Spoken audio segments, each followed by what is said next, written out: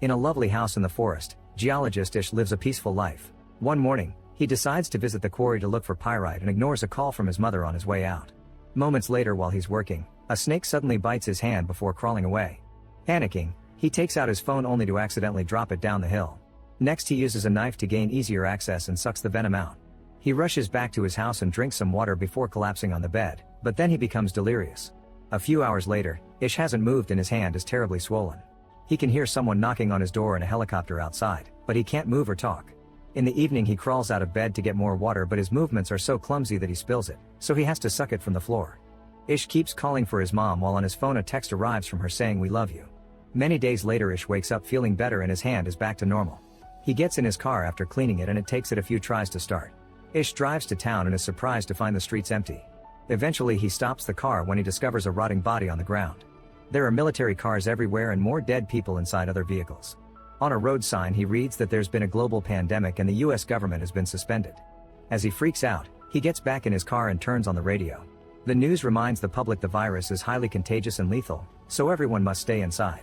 When he makes it to his family home, Ish is devastated to discover both his parents are dead. After taking a moment to cry, he buries his parents in the backyard with a kiss on the forehead as goodbye. After resting in his childhood bed, Ish keeps searching the town and finds dozens of bodies in the church. Then he picks up a bunch of supplies including a gun and drives to the bridge, only to find it blocked. He screams in frustration before taking a different road to reach Las Vegas, which is also completely deserted. Searching the buildings is unsuccessful, so Ish decides to take a break in a jacuzzi. Later, he goes to a bar to get a drink and drops the glass when he's startled by a voice. These are Milton and Anne, who explains they're immune and got stuck here when it all started. Milton has recorded the announcement on his phone and shows it to Ish, who learns the virus is new and nobody knows where it came from. Vaccines were ineffective and people were starting to panic on the streets. Eventually, the government lost control and the virus took over the nation. Suddenly, Ish admits that his parents had told him there was a new sickness around, but he hadn't thought it was this serious. Milton and Anne tell him all nations fell, so probably there are only a handful of survivors like them around the world. Anne confesses she watched her daughters and husband die on a video call. While the duo keeps drinking, Ish leaves to take the elevator, only to realize he has nowhere to go and falls asleep on the ground. The next morning, he finds Anne trying on expensive clothes from the store. Ish wonders if being alive matters, and Anne says her heart beating doesn't mean she's alive. Then the trio gathers for breakfast and Ish learns Milton's wife died here in the hotel. Ish announces he'll leave soon in an upset and leaves the table. Milton tries to convince Ish to stay, saying they have food and a generator. As he shows Ish his gun, he also reveals he and Anne have an agreement: when food runs out, they'll self-delete. When Ish points out that the country has enough resources to last a decade, Milton asks why anyone would want to live after everything they cared about is gone. Before leaving, Ish asks Anne to come with him. She turns him down but still kisses him, so Ish has to push her off. On his way out, Ish hears 2 gunshots. Furious, Ish drives down the road at dangerous speed and almost hits a dog, but he stops just in time. Seeing this as a sign, he names the dog Lucky and takes him with him. Next, Ish stops at the library and gathers all the books on survival he can find. Not knowing what else to do, Ish returns to his old house to start a new life with Lucky. A year later, Ish is still alive. He keeps himself busy with chores and exercise, but he can feel he's starting to lose it and sometimes he drives his car in circles. One morning, he hears Lucky barking and looks out the window to see smoke in the distance. Ish and Lucky immediately get in the car and drive to town to follow the smoke to a particular house. Emma appears on the roof with a gun, but she puts it down when Ish explains his situation.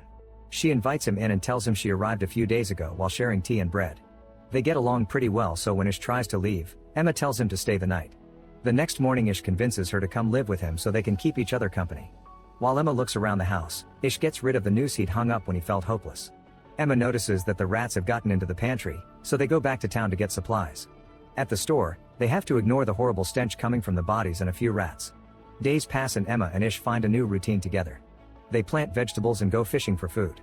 In town, animals appear on the streets because there are no people to stop them. Emma gives Ish a haircut and he starts building a chicken coop, hoping they can start a farm. Eventually, their relationship turns intimate. When Ish's car runs out of gas, he has to start filling up the tank using other vehicles in town. He also begins building solar panels on top of the house. One morning, he accidentally slips off the roof and falls, hurting his ankle in the process. Emma helps him come inside and takes care of him while admitting she misses having more people around. Later, while he's sleeping, she looks at old pictures of her family and cries. When Ish gets better, he immediately starts building again. Emma announces she's pregnant and Ish freaks out, hesitant to bring a kid to a post-apocalyptic world. He ends up looking for books on childbirth at the library, where rats are running around too. A few months later, The couple's little farm is going well with plenty of vegetables and even a few chickens. However, Emma points out she needs protein, so Ish agrees to go hunting. He finds a bunch of cows and after lots of hesitation, he shoots one as he apologizes. Then he follows a book's instructions to cut it and get the meat, which he takes home in a cooler. Some days later, Ish finally finishes the solar panels and the house has power, which means they can store food in the fridge again. Emma interrupts the happy moment with bad news. She's found a huge rat in the basement. She had to drown it to kill it since their traps aren't big enough for this size. A quick look through the window reveals that hundreds of rats have taken over the town and are now coming to their house. Ish realizes that the trash is attracting the rats, so he rushes outside to burn it all while Emma shoots at the rats that get too close. Unfortunately, Ish has to burn what is left of the cow as well. No matter what they do, the rats keep coming, so the duo runs back inside and starts working on sealing every door, window, and hole. Emma also pours lots of bleach into the toilet. A sudden crying noise reveals they forgot Lucky outside and he's being bitten by the rats. Ish has no choice but to open the door and quickly grab the dog before running back. It's just a second, but a few rats still manage to get in, and Ish tries to open fire. The bullet misses because they're constantly moving, so instead Ish begins killing them all by furiously smashing them with his gun. Afterward, Emma takes care of Lucky's wounds. This experience makes Ish afraid he may lose Emma during childbirth, so she finally confesses she gave birth to 2 daughters without complications. She lost her entire family on the same day because of the virus. A few months later, the rat infestation is finally under control thanks to the feral cats prowling in the streets. The couple can finally unseal the house and come out again. That day, Emma starts feeling contractions and gets ready to give birth. However, she discovers the baby's shoulder is coming out first.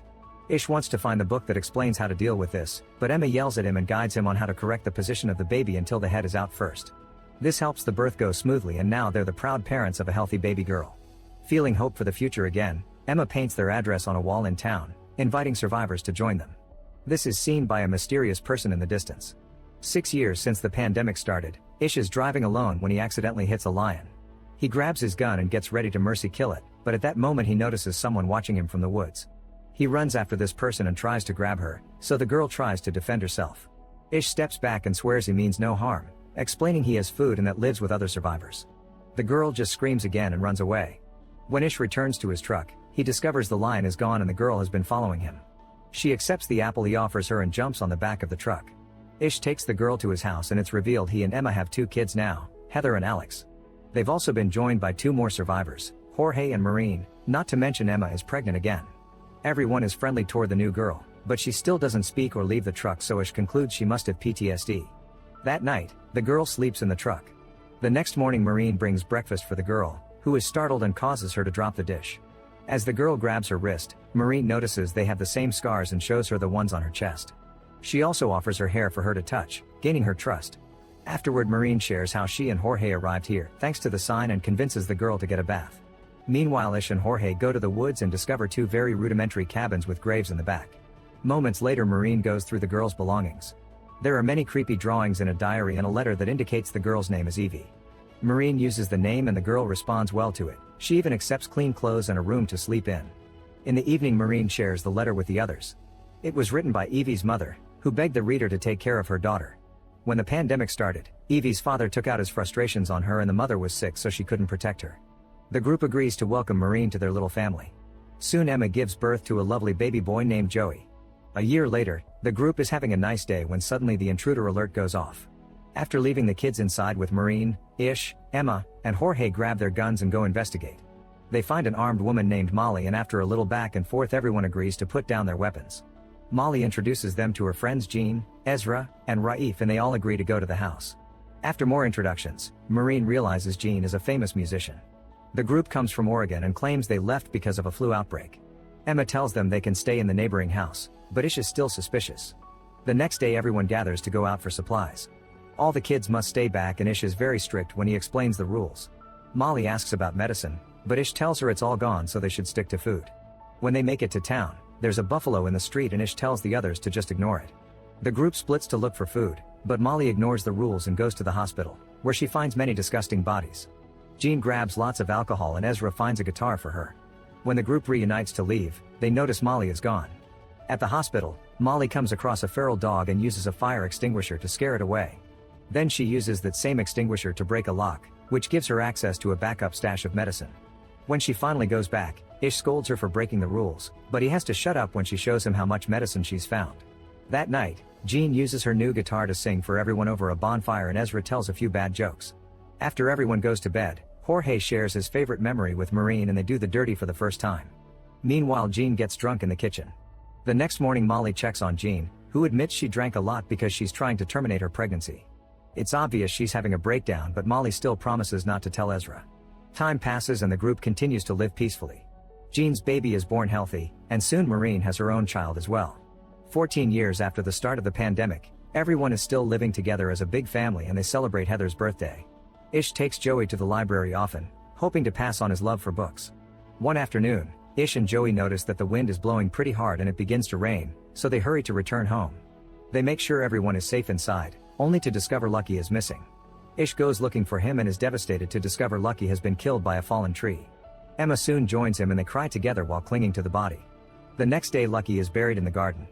Later, Ish is watching the kids play when suddenly a mountain lion appears in the bushes.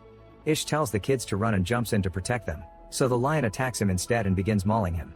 After so many years of silence, Evie begins yelling for help. Soon the other adults manage to rescue Ish and rush him to the hospital. Molly is a doctor, so he guides the group to help her with the injuries. She has to give Ish CPR to stabilize him before she starts working on closing up all his wounds. Meanwhile, Emma goes to the woods and when finally finds the lion, she shoots it multiple times as revenge. When Ish finally wakes up, Molly admits she isn't a full doctor, she's just a student that dropped out of college. However, Ish trusts her knowledge and soon he's able to walk again, so he goes back to his family. By the 17th year of the pandemic, Joey has become an excelling fisher and Ish is very proud of him, which makes Alex jealous.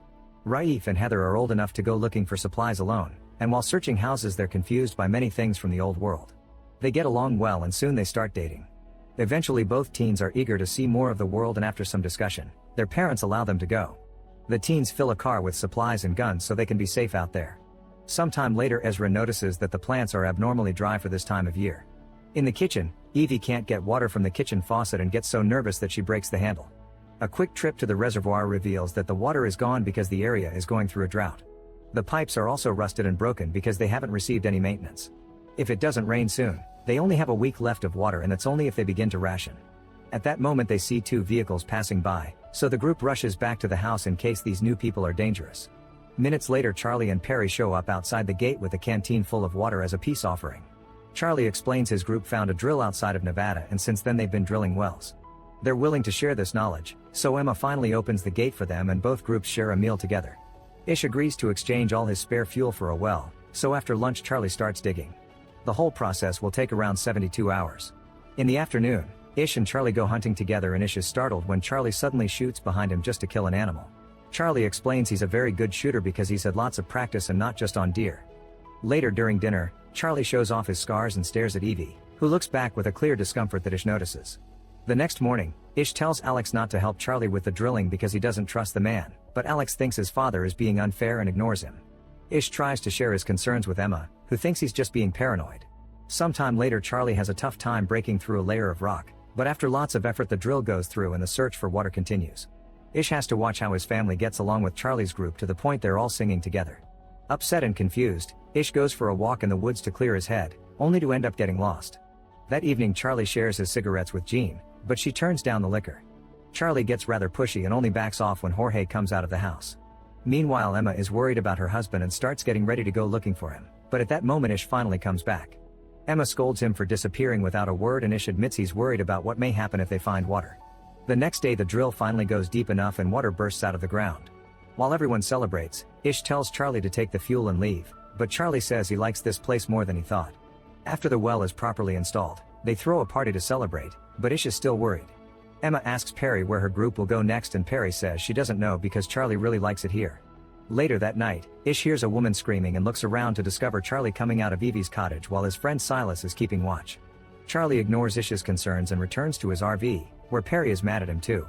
At the same time, Ish goes to the cottage and finds Evie crying because Charlie took advantage of her. Ish's family gathers to discuss how to deal with Charlie. They don't think they can just send him away because he'll probably come back, so they have no choice but to kill him. An argument ensues since some people think it's self-defense while others think it's murder. They decide to vote and everyone says yes except for Jorge, who changes his vote when Maureen insists. Afterward, Ish goes looking for Charlie and asks him to leave. When Charlie refuses, the family surrounds him and Ish hits Charlie's head with a hammer. Once Charlie falls, Ish continues to furiously smash his head until he's dead. Ezra has to stop Ish as he loses his mind and keeps repeating "we had to." Then Ish tries to wash all the blood off the hammer, commenting on the irony that the blood belongs to the person who gave them water. Emma comforts Ish and tells him he did what he had to. The next morning Charlie's body is thrown into the ocean. The family tells Perry that Charlie is gone, but she and her people are allowed to stay. Perry catches on to the real meaning and is actually relieved because she's another of Charlie's victims. Afterward they inform the rest of the group that Charlie is gone and Silas gets angry, saying Charlie never changes plans. As Ish's group gets their guns ready in case Silas reacts, Corey points out it's a good thing Charlie is gone and the rest of his group backs him up. Silas calls them all cowards and leaves the community. When Alex comes out of the house and asks about Charlie, Ish tells him he's gone because he heard Evie. Alex doesn't take the news very well. At that moment Silas comes back and asks to stay because he has nowhere else to go, pointing out Ish was the first person brave enough to fight Charlie's control. However, Ish doesn't let him in, saying Silas is at fault too for keeping guard for Charlie instead of warning the family. 20 years after the start of the pandemic, it's clear Earth is healing, thanks to the lack of humans. Joey and Corey have been working hard and have managed to build a modified version of Da Vinci's airplane. It needs a few more tweaks, but they hope they can fly it soon. Everyone is excited except for Alex, who is still jealous. In the evening Joey admits he isn't feeling well and Ish makes a root concoction for him. However, in the middle of the night Joey goes into his parents' room covered in sweat and suddenly passes out. Ish runs to look for Molly, only to discover Corey and other members are sick as well. Molly points out this is moving too fast so it can't be a common cold and suspects it may be related to the original virus. Ish begins arguing with her over how to proceed, but they get interrupted when Perry arrives saying she's also sick. Soon the entire household is helping Molly take care of the sick people. Still in denial, Ish takes care of Joey in his room and has a vision of Charlie watching them. As time passes, Ish spends most of his hours sitting next to Joey, which makes Alex angry because he knows his father wouldn't be as worried if he was the sick one. Sometime later Heather comes back, but she's alone because Raif died. She can tell her parents are tired and takes over a shift to watch Joey. No matter how many days pass though, Joey doesn't get any better, and Ish thinks he's being punished by God for killing Charlie. Getting desperate, Ish decides to cut a hole in the bridge barrier, which is big enough for him and a bicycle. Now he can finally cross the bridge and reach the big city, which is covered in plants. He rushes to the hospital and after breaking a few doors, he finds lots of medicine. During his search he has a vision of Charlie again and his guilt continues to haunt him. Ish decides to stop at the chapel and asks God to take him instead of Joey. At the house, Heather shares her journey with the others. She and Raif drove north but didn't find a single person. They got to see the beach and admired its beauty, but towns were unkept and rotten. One day, they saw some numbers with an arrow painted on a building. They started to follow them and found the same arrows painted on other buildings, trees, and even rocks, but they never took them anywhere. Eventually they decided to stay a few days on top of a mountain. Suddenly they heard a noise and a strange man appeared in the woods. Heather tried to follow him, but he ran away. When the couple returned to their tent, the man reappeared and grabbed Raif from behind. Raif tried to fight him, but the man retaliated by stabbing him with a knife. A furious Heather immediately threw an axe at him, killing him. Raif only got to say goodbye before dying as well. After burying him, Heather started to make her way home on foot because her car broke down. Hearing all this makes Jean start drinking again. As soon as Ish comes back, he starts getting things ready for a blood transfusion, hoping to pass his immunity to Joey. Heather immediately calms him down and advises him against taking extreme measures too soon. Then she tells her to go to Molly because she's created a new medicine made from Tree. Ish picks up Joey and takes him to Molly, who explains the medicine may take a few days to take effect. Since Joey is burning with fever, Ish gives him a freezing bath. A few days later, everyone is starting to feel better. Molly explains this is a strain of the original virus and she can only treat it because it's weaker. Meanwhile Corey asks Heather for a description of the man that killed Raif and realizes it was Silas. Now he has to decide if keeping the secret or not. Unfortunately the medicine doesn't work on Joey, who says his final words to his parents and dies in his bed. Ish doesn't take it well and drives out of the house at great speed, ignoring his family's concerns. He finds the sign Emma painted years ago and covers it up. Then he goes to the library and starts throwing and destroying the books in a fit of fury. At the house, they bury Joey with a few more people who couldn't survive the virus either and they hold a small funeral. Later Emma finds Ish still at the library with a match in his hands. She reminds him it was all already gone before Joey, but he still has other children and friends to live for. This convinces him to return to the house, but he still doesn't know how to live again. A few days later Ish goes on a hike and finds a beautiful view of the perfect sunrise, which shows what the world has become. When he goes back, he tells the kids he got it all wrong. He's been trying to teach them lessons from the old world, but now they live in a different place. Ish announces they don't need him to teach him anymore because the world is their teacher now. A year later, Ish finally forces himself to enter Joey's room. While picking up all the unused things, he discovers Joey's diary. The boy had wanted to find more people even if Ish didn't agree, and he had started to design a diagram for a radio with its own antenna. Wanting to celebrate his son's legacy, Ish tells the others they have a new project to work on together. Eventually the radio is finished and the antenna is installed on top of the house. The machine does work, but for now nobody answers. Ish spends every waking hour trying every single frequency, hoping someone out there eventually will come through.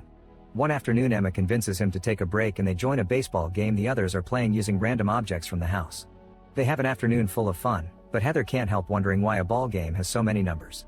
Ish explains that in the old world, everyone was hung up on statistics, measuring, and ranking everything. Hearing this causes Heather to remember the numbers with the arrow and Ish realizes they're a frequency. The group rushes to the radio and tries Heather's numbers. After a few minutes of silence, they finally get an answer. There's a 77-member community less than 100 miles away at what used to be a state park. After some discussion, Ish's group invites these survivors to join their community. 50 years after the beginning of the pandemic, an old Ish passes his hammer to Heather's oldest son.